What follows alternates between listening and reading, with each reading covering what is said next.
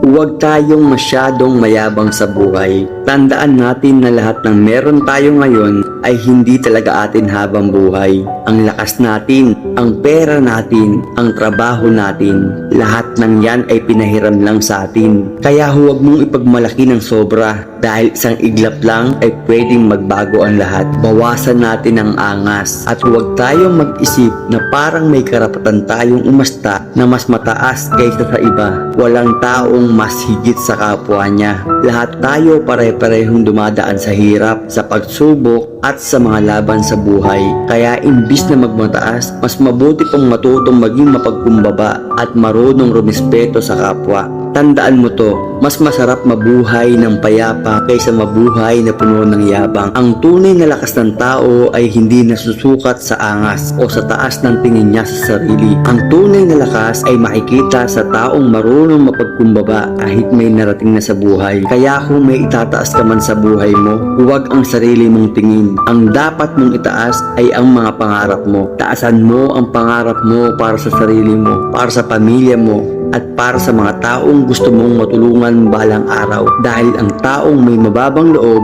pero mataas ang pangarap, iyon ang taong tunay na pinagpapala at tunay na gumagaan ang buhay.